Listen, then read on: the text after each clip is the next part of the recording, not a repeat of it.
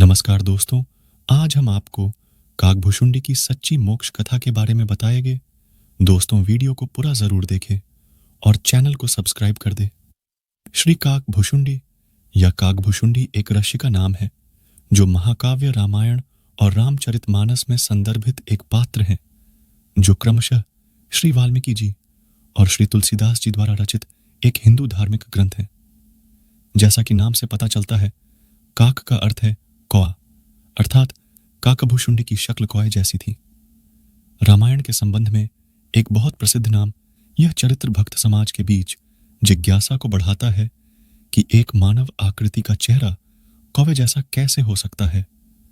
सूक्ष्म वेद अर्थात सच्चिदानंद घन ब्रह्मवाणी में वर्णित सत्य वृत्तांत के आधार पर इस लेख में हम श्री काकभुशुंडी के कौवे रूप में प्रकट होने के पीछे के रहस्य और भगवान राम के इस प्रसिद्ध भक्त के बारे में कुछ अज्ञात तथ्यों की खोज करेंगे जो किसी के पास नहीं है।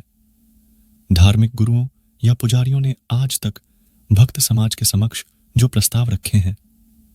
श्री काकभुशुंडी कौन है? काकभुशुंडी हिंदू धर्म ग्रंथ रामायण में वर्णित एक ऋषि है। उसका चेहरा कौवे जैसा और शरीर इंसान जैसा है। लोमश ऋषि द्वारा दिए गए श्राप के कारण उन्हें यह रूप प्राप्त हुआ। ऐसा माना जाता है कि उन्हें कई जन्म लेने का वरदान प्राप्त है और भगवान राम ने उन्हें एक दिव्य दृष्टि का आशीर्वाद दिया है, जो उन्हें पहले से घटित घटनाओं और भविष्य में होने वाली घटनाओं को देखने में मदद करती है। ऐसा माना जाता है कि वह इस सहस्राब्दी कलयुग के अंत तक जीवित रहेंगे, इसलिए उन्हें चिरंजीवी कहलाने का सौभाग्य प्राप्त है। ऐसा माना जाता है कि उन्होंने रामायण को 11 बार देखा है। महाकाव्य रामायण और रामचरितमानस में काकभुशुंडी का महत्व दर्ज ग्रंथों रामायण और रामचरितमानस के अनुसार काकभुशुंडी को भगवान राम के प्रति बहुत भक्त माना जाता है। वह इतने भक्त हैं कि हर कल्प युग में जब भी भगवान राम पृथ्वी पर अवतार लेंगे, काकभुशुंडी भगवान राम भगवान विष्णु के अवतार की दिव्य बाल लीलाओं को देखने के लिए अयोध्या चले जाएंगे। इस तरह माना जाता है कि वह अब 11 बार रामायण और 16 बार महाभारत देख चुके हैं। कुछ विद्वानों का यह भी मत है कि उन्होंने इन दोनों महाकाव्य घटनाओं को अलग अलग परिणामों के साथ देखा है। रामायण का अध्ययन भगवान शिव और देवी पार्वती, ऋषि भारद्वाज और ऋषि याज्ञवल्क्य के बीच और काकभुशुंडी और गरुड़ पक्षियों के राजा के बीच संवाद के 3 सेटों के रूप में किया जाता है, जिन्हें भगवान विष्णु के वाहन के रूप में जाना जाता है। उपरोक्त जानकारी ऐतिहासिक वृत्तांतों और ग्रंथों से आती है, जो सभी के लिए आसानी से उपलब्ध हैं। इस वीडियो में हम सूक्ष्म वेद में दिए गए साक्ष्य के आधार पर काकभुशुंडी और गरुड़ के बीच हुई तीसरी बातचीत पर ध्यान केंद्रित करेंगे। आइए सत्य वृत्तांत का अध्ययन करें। काकभुशुंडी के कुछ पूर्व जन्मों में क्या हुआ था? एक बार गरुड़ और काकभुशुंडी बातचीत कर रहे थे। तब गरुड़ ने कहा कि उनके साथ बैठकर बात करना अच्छा लगता है, क्योंकि वह लगातार सर्वशक्तिमान की भक्ति में डूबे रहते हैं और उन्हें बहुत लंबी उम्र का आशीर्वाद प्राप्त है। उनके कौवे जैसे स्वरूप के बारे में पूछने पर गरुड़ ने काकभुशुंडी से प्रश्न किया, वह ऐसे कैसे हो गए? ये बातें सुनकर काकभुशुंडी ने कहा कि यदि आपके पास सुनने का समय हो तो मैं इस प्रश्न का उत्तर दे सकता हूं, क्योंकि मेरी कहानी काफी लंबी है। गरुड़ ने कहा कि वह जानना चाहता है और चाहे इसमें कितना भी समय लगे, वह सुनने के लिए तैयार है। काकभुशुंडी अपने पूर्व जन्म का वृत्तांत सुनाते हैं, जिसका वर्णन आगे किया जाता है। काकभुशुंडी ने सूखे में अपने प्रियजनों को खो दिया। उन्होंने कहा कि उन्होंने कई मानव जन्म लिए हैं और उन सभी को बर्बाद कर दिया, क्योंकि उन्हें कभी भी एक प्रबुद्ध संत की शरण लेने और सच्ची पूजा करने का मौका नहीं मिला।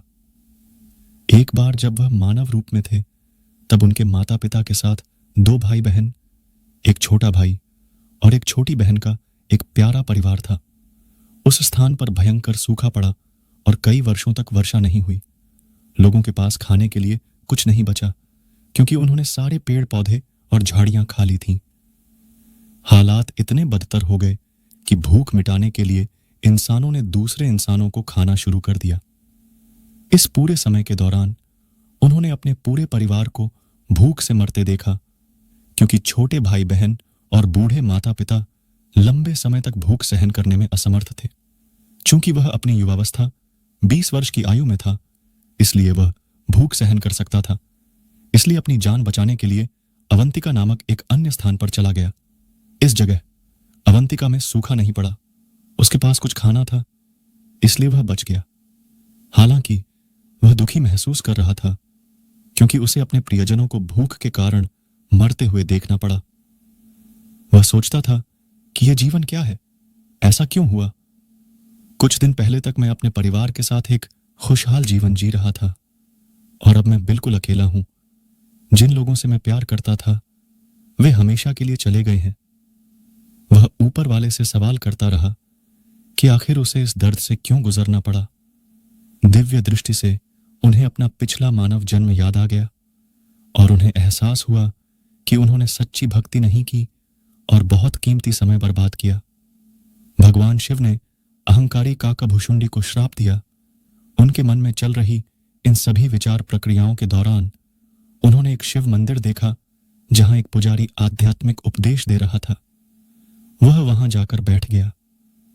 सत्संग के बाद सामुदायिक भोजन का आयोजन हुआ।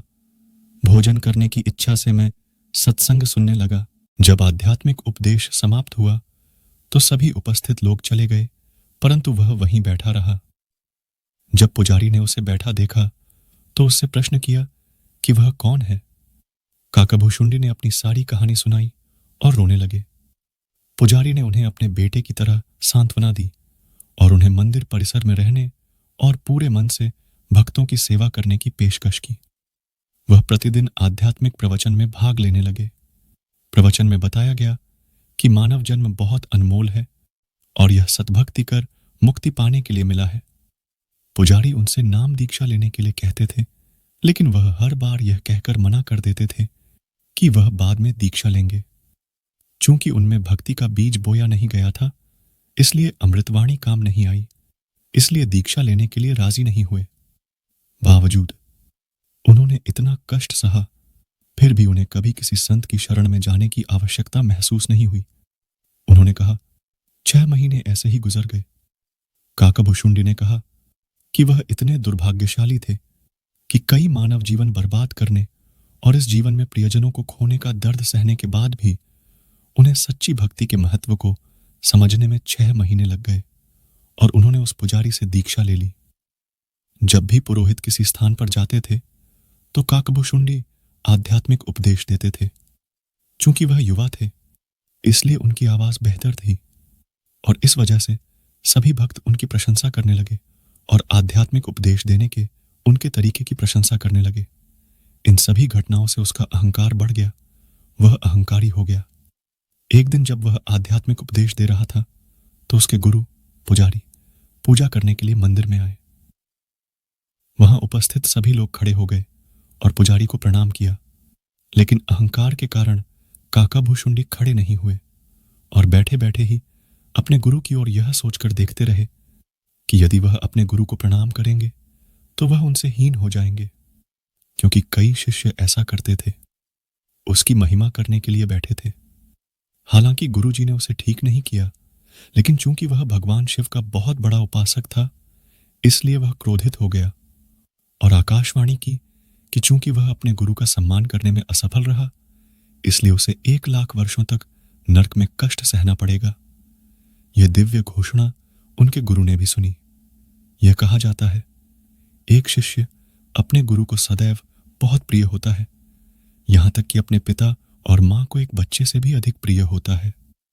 तो उन्होंने उनसे पूछा, भगवान शिव इतने उत्तेजित क्यों हो गए?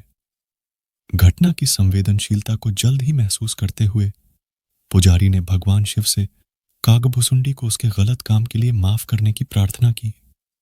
साथ ही उन्होंने काकाभुशुंडी को, रे बालकधर शिव का ध्यान, ताते बख्शे तेरे प्राण कहकर क्षमा मांगने को कहा। तभी एक बार फिर आकाशवाणी हुई कि जब वह अपने गुरु का आदर नहीं कर सकता तो मेरा आदर कैसे करेगा। तभी एक बार फिर आकाशवाणी हुई कि जब वह अपने गुरु का आदर नहीं कर सकता तो मेरा आदर कैसे करेगा। पुजारी भगवान शिव से उसे माफ करने की विनती करता रहा और वह इसका कारण पूछता रहा। भगवान शिव ने किसी भी आवाज के माध्यम से पुजारी को बताया कि अहंकारी व्यवहार के कारण वह अपने गुरु का सम्मान नहीं करता है। जब भगवान शिव पुजारी की विनती से आश्वस्त हो गए तो उन्होंने कहा कि मैं अपने शब्द वापस नहीं ले सकता, लेकिन उसके प्रभाव को हल्का कर सकता हूं। उसे 1,00,000 वर्ष तक नर्क में रहना होगा, तथापि नर्क में राक्षस उसे यातना नहीं देंगे। कुछ वर्षों के बाद काकभुशुंडी का निधन हो गया। उन्हें नर्क में जाना पड़ा। हालांकि वे भगवान शिव की कृपा से यातना सहे बिना वहां रहे। लोमश ऋषि ने अहंकारी काकभुशुंडी को श्राप दिया। नरक भोगने के बाद उसे पुनः मानव जीवन मिला। तब तक उनमें भक्ति का बीजारोपण हो चुका था। वह ईश्वर के अस्तित्व पर आध्यात्मिक चर्चा करते थे और प्रश्न करते थे, ईश्वर को कैसे प्राप्त करें। एक बार वह एक स्थान पर सत्संग सुनने गए। उस समय लोमश ऋषि सरगुण भगवान पर आध्यात्मिक उपदेश दे रहे थे। भगवान के प्रकट होने को लेकर काकभुशुंडी ने उनसे विवाद शुरू कर दिया।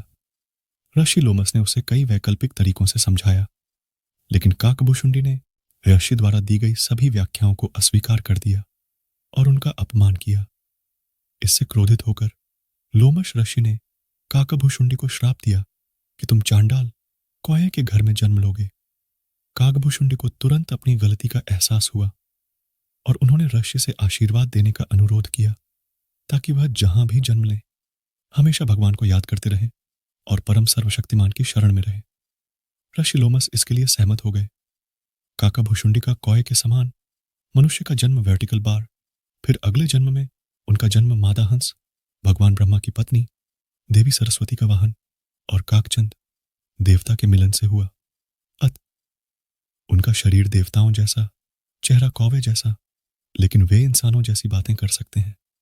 यही वह जीवन था जिसमें काकभुशुंडी को सच्ची भक्ति का पालन करने का मौका मिला। आगे चलकर हम अध्ययन करेंगे कि सर्वशक्तिमान कबीर की मुलाकात काकभुशुंडी से हुई थी। सर्वशक्तिमान कबीर काकभुशुंडी से मिले।